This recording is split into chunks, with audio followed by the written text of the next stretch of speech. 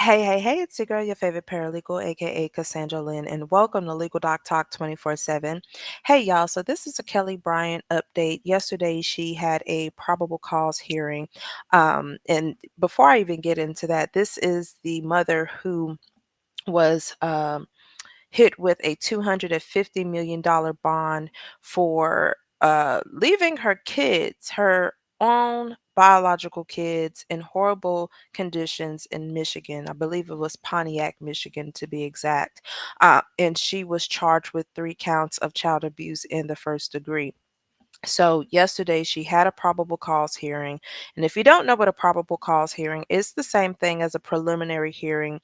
It's a hearing to where they have to determine whether there is enough evidence to even prosecute the defendant for the crime.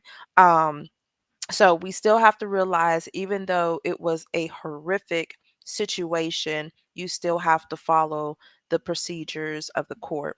And so there was a probable cause hearing. They had to discuss if there was enough evidence, to even prosecute her. And I'm going to show you guys the video so that way you can get more information on the outcome of that. But also there were a lot of motions that were filed during that time that the judge had to review. There were, in addition to talking about discovery and evidence and everything. There was also a motion to restrain pretrial publicity because, as you know, everybody has been reporting it. And as one of the attorneys in a video discussed, we live in a day and age where everything is on social media. That is where a lot of people get their news from. Um, and so they had to talk about that. And then also a motion for a reasonable bond was actually discussed because we know that she is trying to get out. But as when you have a cash bond mean you have to pay that amount up front, and we know she does not have $250 million up front. So that matter is actually going to be delayed until Friday. But I am going to just kind of quickly show you guys her charges, and then we're going to go ahead and get into the hearing for yesterday. So it does show that the next hearing is scheduled for Friday at 12 p.m. Here are her 3 charges of child abuse in the first degree. Um, and once again, it doesn't show her bond on here, but the bond was set on the 20th of February, but it does not, it says zero because that has not been paid yet. And then here are the most recent hearings. So, as I said, it was a probable cause hearing and a hearing on some of the motions that were submitted. And on the 7th, they're going to actually reconvene in regards to the motion for a reasonable bond. So that is once again on Friday at 12 p.m. Um, I think that's all. Let's hop right on into the video so you can see what's discussed, how the judge is going to rule on some things, and they're also going to talk a little bit more about the motion to restrain pretrial publicity, as well as the motion for a reasonable bond. So let's hop right on into it. All right. Ms. Karen Dondo, did you need to speak to your client at all before I call the case? No, Jan, I've met with her multiple times. I saw her this morning too. Okay, very good. Calling People versus Kelli Marie Bryant, case number 250216FY. Good afternoon, Your Honor. Kanika Ferenczi on behalf of the people. And good afternoon, Your Honor. This is Silly Karen Dongo here on behalf and with Kelli Bryant. Your Honor, she's present from the Oakland County Jail via Zoom. We have no objection to Zoom. Ms. Bryant, can you state your name for the record, please? Kelli Bryant. Okay. Is that Ms. Bryant's hand in front of her face? Okay. Okay, thank you. This is the time and date set for a probable cause conference on the 3 counts of first-degree child abuse. Ms. Karen Dondo, how did you want to proceed? Your Honor, I've had extensive conversations with Ms. Bryant as well as with Ms. Ferenczi. At this time, I'm in receipt of, I want to call it partial discovery. I have the written initial police report, which is, there's apparently a supplement that will be available for me today. And also I have the children's interviews. I was provided with those yesterday. I don't have anything else. there are terabytes of electronic discovery that is going to be provided to me on the external hard drive that I provided to the prosecutor's office. So we're asking you to adjourn the probable cause conference so we can have all the discovery. I think it's paramount in this case, Your Honor. Can you pull something off the printer, please? Thank you. All right. And you discussed the 21 days with Ms. Bryant. I did, Your Honor. She understands that she has a right to have her preliminary examination within 21 days. It's impossible in this case if we're going to provide her with effective assistance of counsel, and I think she understands and appreciates that. Our next court date will be set outside of that. She's not waiving her right to the preliminary examination, just to have it, I guess, at this time within the next week, and she's in agreement, Your Honor. All right, thank you. I will note that the 21 days is waived, not the right to the exam, but the right to have it within 21 days. I understand that there are still discovery issues pending.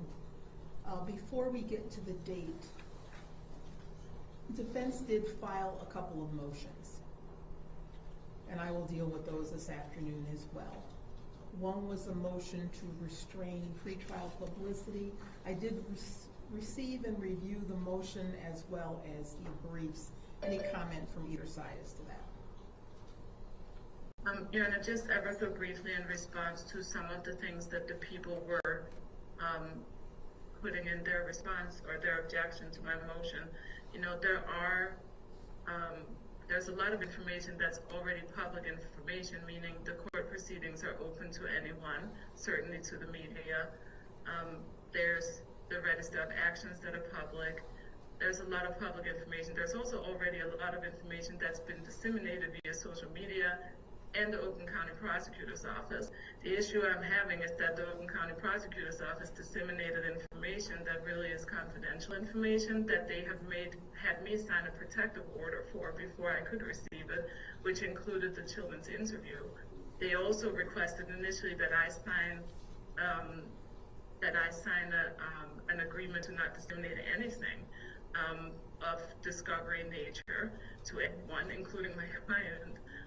And I declined to sign that. But so they've asked me basically to not talk about this case or share it with anyone. But at the same time, I'm saying that this is in the public interest. I don't think it's in the public interest to disseminate evidence that hasn't been admitted into court. And I don't think it's in the children's interest to disseminate any of that. The public can certainly be kept informed via the media when we have court proceedings, as well as, you know, what the public can look up on the public register of actions from court. So I don't see any public interest in the prosecutor's office continuing to hold press conferences and talk about this case, and, you know, including the Oakland County Sheriff's Office, which, you know, many of those deputies and detectives are assigned to this case. They're witnesses in this case. And the Oakland County Sheriff's Office continue to talk to the public about this case. I was especially disturbed by the fact that what looks to be a body cam from one of the deputies that were in the home has been disseminated all over social media before we've even had any kind of court proceeding. So I do think it's a proper motion. I'm asking that you grant it. All right, Ms. Ferenczi? Thank you, Your Honor. I do just want to respond briefly to both Ms. Karen Dongo's statements today and also her motion. I do want to be clear. Oakland County Prosecutor Karen McDonald held one press conference on February 19, 2025, after Ms. Bryant was formally charged. In that press conference, Prosecutor McDonald confined her statements to the already public information from the square to that morning. Prosecutor McDonald has not made any public statements about this case that has any potential to deny Ms. Bryant her constitutional rights. The statement about the video, I am not aware of what video Ms. Karen Donald is speaking of. From my understanding, we live in a social media era right now, and information and misinformation spreads very quickly. We did get reports that individuals in our community, not part of law enforcement, made unauthorized entry of the residents at issue in this case, and did record videos, take photographs, and posted their findings on social media that did have high views. And Your Honor, that vigilante activity does create a dangerous precedent and the potential of widespread distribution of misinformation. And Your Honor, I do believe that a gag order would prevent the prosecutor the ability to correct any sort of misinformation. This case has drawn a lot of public outcry, and a lot of that public outcry predated law enforcement's presentation of this case to the Oakland County Prosecutor's Office requesting charges. And the reason of that outcry is because the welfare of our community's children is a vital social movement. And the facts of this case squarely involve allegations of egregious harm to children. And Prosecutor McDonald has a duty to comply with the Michigan Rules of Professional Conduct. MRPC 3.6 and 3.8 expressly recognize that the public has an interest in and a right to know about cases as such. The prosecutor was acting within her authority and in good faith in making already public statements during the February 19th press conference.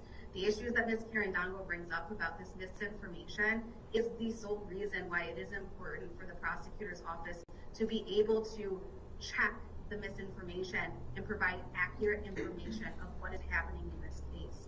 The public has a right to be precisely and accurately informed about its vital social interests in the systems that are responsible for keeping our children safe, Your Honor. And I respectfully request on behalf of the victims and the citizens of Oakland County that the court deny the defendant's motion, Your Honor. Thank you. As I indicated, I did review both the motion and the briefs that were attached. And the court did review MCR 8.116D1 to evaluate whether a restriction on information or a gag order prohibiting discussion of the case with the media, whether that would be appropriate. And as you're all aware, the Michigan Court of Appeals has indicated that an overbroad or vague gag order constitutes a prior restraint on freedom of speech, freedom of expression, and freedom of the press.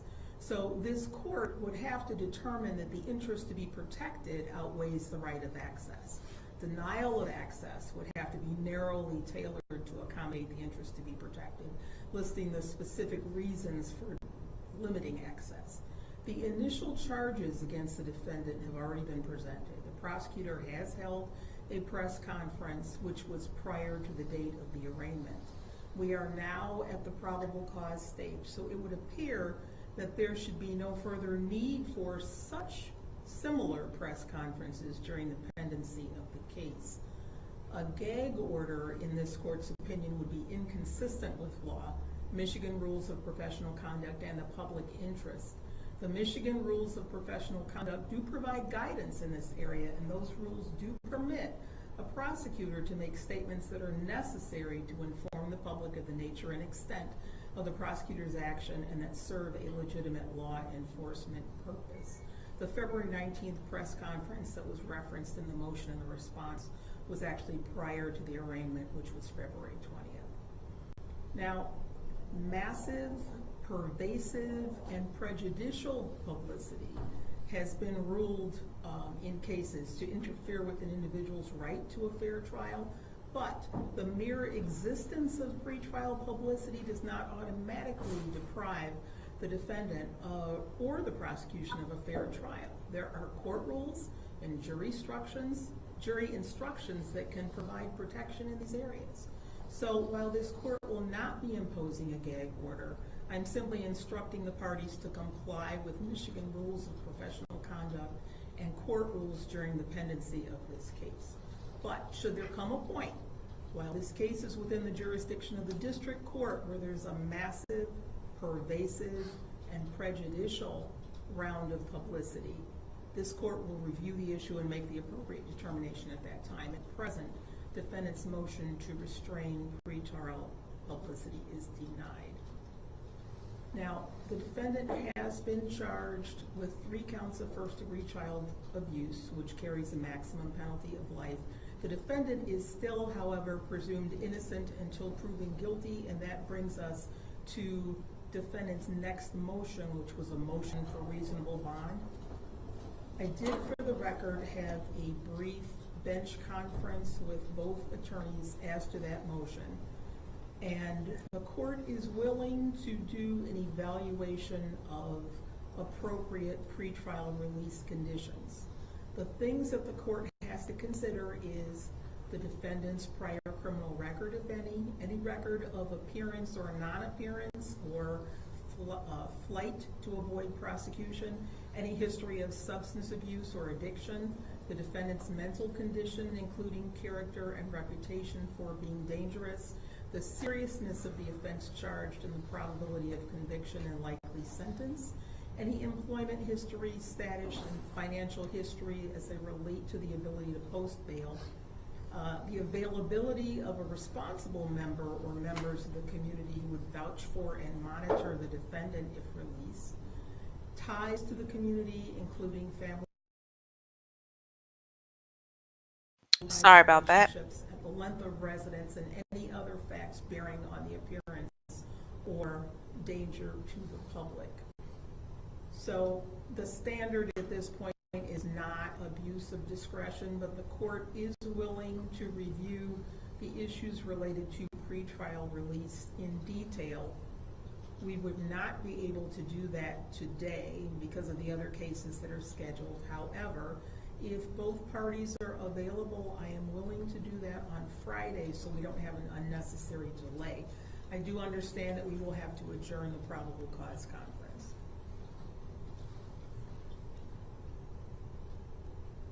Will this Friday at noon work for both parties? Yes, Your Honor. Yes, Your Honor. That will be on at noon, and that will be the motion for a reasonable bond, where the court will review it and make specific findings as to that. In the meantime, I've noted the 21 days is waived. We'll set the adjourned probable cause conference to Tuesday, April 15th. That will be at 2 p.m. For today's purposes, bond will be continued, but I will address it on Friday. Thank you, Your Honor. All right, anything else for the record on this case today? Your Honor, will the motion hearing be held via Zoom? It will be via Zoom, yes. Thank you. All right. Thank you. Thank you. You're all Okay, so with that being said, as y'all know, the motion for the reasonable bond will be discussed on Friday, March 7th, which means that the judge is going to review, and she stated the things, the factors that they look at in order to determine whether or not to reduce the bond. And then also they discussed about, discovery. They said that, they had things on a drive that they have to, exchange and review. So the judge did allow them. So pretty much what happens is the probable cause hearing is a paused or adjourned, and they will reconvene back on April 15th, which will give both the defense and the prosecutor time to, go through any evidence, review it, make notes, interview people. At the defense attorney, I believe she stated that the children were also interviewed. So they have to go through all of this evidence because one thing, as I told you guys before, a probable cause hearing is to see and determine if there is enough evidence to actually prosecute her for the 3 charges of child abuse in the first degree. So they have to ensure that they have all of the evidence and everything has been reviewed. So that's it. That is the update. So I will update you guys again on Friday, and this will determine whether or not her bond is going to be reduced. And then the next update will be April 15th, because that is the day that they are going to have to continue the probable cause hearing to determine whether or not there is enough evidence to prosecute the defendant for her crimes. Y'all tell me what y'all think about this in the comments below. Don't forget to like, share, and subscribe. Until then, you all be blessed, and I'm out. Bye.